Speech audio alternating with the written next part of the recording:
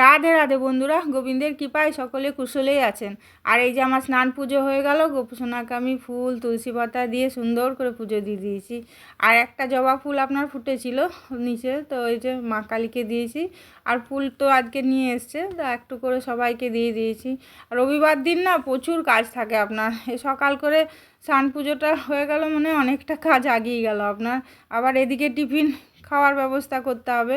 আজকে তো ওর বাবার ছুটি আছে, মানে স্যাটারডে হাফ ডে ছুটি থাকে আর সানডে ফুল ছুটি থাকে আর কি।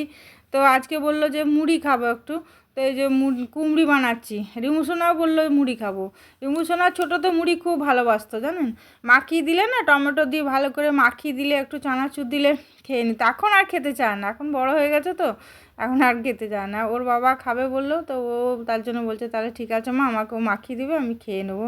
ওর 11টার সময় আবার পড়া আছে আপনার, পড়তে যাবে। যে স্যারটি আমাদের ঘরে পড়াতে আসে সে অন্য একজনের ঘরে পড়াবে আর কি, তা সেখানে যাবে। এই যে মূলো, পেঁয়াজ, শসা সব কেটেছি।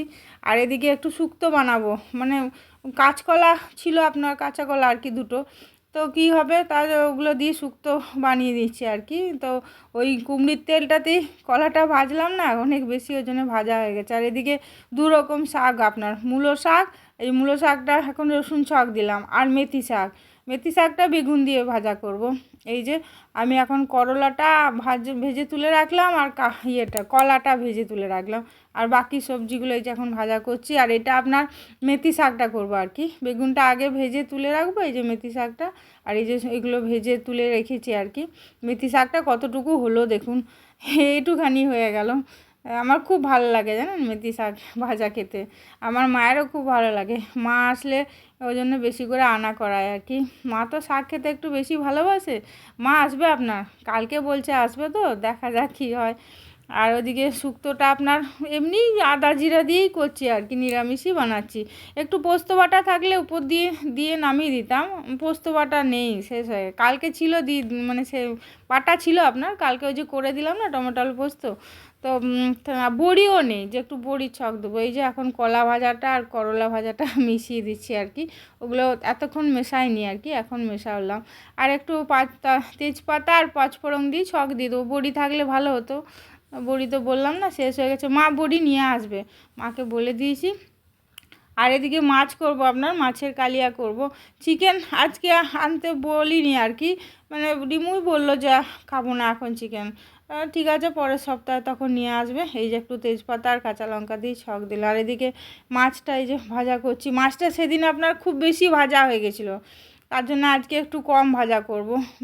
অতিরিক্ত ভাজা হয়ে গেলে না কীরকম চিমড় হয়ে যায়। এই যে মশলাটা ভালো করে কষিয়ে নিচ্ছি, তারপরে জল দিয়ে দেবো আর কি।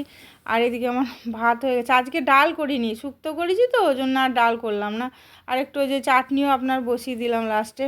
এখন শীতকালে আমার এই টমেটোর চাটনি খুব ভালো লাগে খেতে, একটু তেজপাতা কাঁচা লঙ্কা আদা দিয়ে বানালে দারুণ লাগে। আজকে আমি দিইনি যদিও, আমার আসলে অনেক দেরি হয়ে গেছে, তো আজকে অত বেশি ভালো করে চাটনিটা আর করলাম না, তাড়াহুড়ো করে করছি তো ওই একটু ফোড়ন দিয়ে করে দিলাম আর কি, তো কাঁচা লঙ্কাও দেওয়া হয়নি। আর এই যে মাছের কারিটা আপনার হয়ে গেছে, এবার মাছটা দিয়ে নামিয়ে দেবো।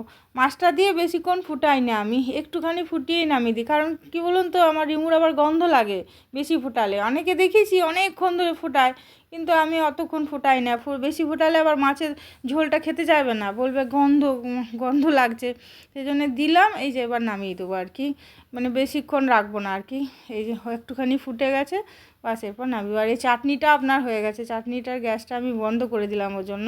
আর এদিকে ধনে পাতাও এনেছে আপনার অনেকগুলি, ধনে পাতাগুলো তো এমনি তরকারিতে খাওয়া হচ্ছে, আজকে তো মাছে দেওয়াও হলো না আপনার, কাটা হয়নি আজকে, কাটা হলে পরে একটুকু বাটিতে থাকলে ধুয়ে পরে দেওয়া যায়। আর এখন বাস্কেট থেকে কে বার করবে, ও থাক এমনিই করে দিলাম আর কি আজকে। আর একটু গরম মশলা দেবো ভাবছিলাম, তো গরম মশলাও দেখছি নেই আর কি, তো এমনি দেখতে তো বেশ ভালোই লাগছে, জানি না খেতে কীরকম হবে। এই যে কালারটা দেখুন কী সুন্দর এসছে।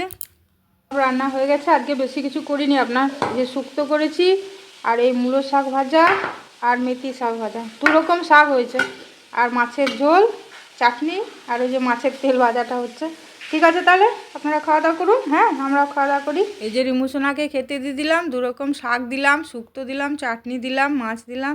সব খেতে হবে একটু একটু করে সব। এই যে সেদিনে বিষ্ণুপুরে যে শাড়িটা কিনেছিলাম আপনার, এই বালুচরিটা নিয়েছি আপনার, এটা 2000 টাকা নিয়েছে দাম। আর এটা আপনার বিষ্ণুপুরি সিল্ক, এটা নিচে 4500। এই যে এর ভেতরে আপনার এই যে এরকম কাজ আছে আর কি, হালকা হালকা, খুব সফট কাপড়টা। এই যে এরকম আছে।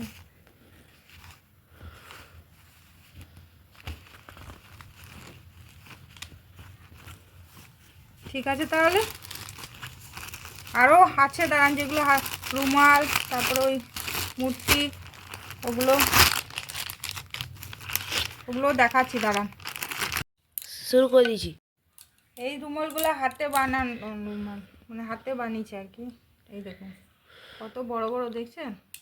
এই একটা কিনেছি, আর এই একটা, তিনটা কালারের নিয়েছি আর কি, 3 রকম কালার আর কি, 3টে। আর এই একটা, এটা একটু ছোট। আর এই চুড়ি দুটো নিয়েছে, ওর জন্য একটা, আর ওর দিদিভাইয়ের জন্য একটা। আর এই দেখুন, এই যে পোড়ামাটির মা দুর্গা বলছিলাম, দেখছেন কত সুন্দর। এটা আমার রিয়াকে দেবো, রিয়া নিয়ে যাবে। ঠিক আছে তাহলে ব্লগটা আমি এখানেই শেষ করছি। হ্যাঁ, ভালো থাকবেন, সুস্থ থাকবেন, আর সাবধানে তো অবশ্যই থাকবেন। যদি ভালো লাগে একটা লাইক, কমেন্ট, শেয়ার করে দেবেন, কেমন? হরে কৃষ্ণ।